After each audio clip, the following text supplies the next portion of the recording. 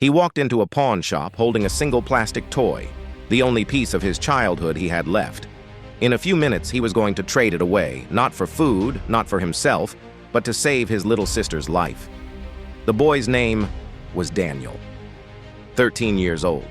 Skinny as a broomstick, hair uncombed, shirt hanging off his shoulders like it belonged to someone else. Home was a cramped one-room shack where the paint had long since peeled, and the air smelled of damp wood. Inside, on a thin mattress, his little sister Layla lay shivering under a blanket that wasn't warm enough. Her breathing was shallow. The fever had been climbing for days. But medicine wasn't free. Their mother worked double shifts cleaning houses, barely making enough to keep them fed, and their father, he had walked out years ago. Therefore, Daniel knew if he didn't act fast, Layla might not make it. He searched the house for anything worth selling, nothing, except the toy truck. It was a gift from their late grandfather. Daniel had carried it everywhere since he was 4.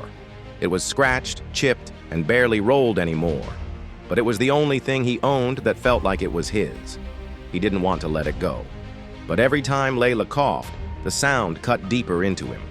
So he put the truck in his pocket and started walking toward the pawn shop in town. The shopkeeper looked at the truck, then at Daniel. "This isn't worth much," he said. Daniel's voice cracked. "It's enough for medicine, right?"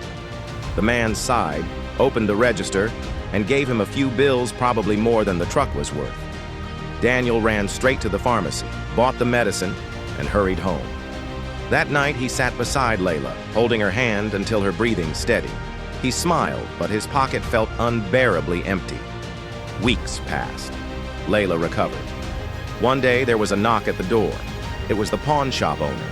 In his hands, Daniel's red toy truck. He placed it in Daniel's palm and simply said, "Some things belong where they're loved. Subscribe if you would do the same."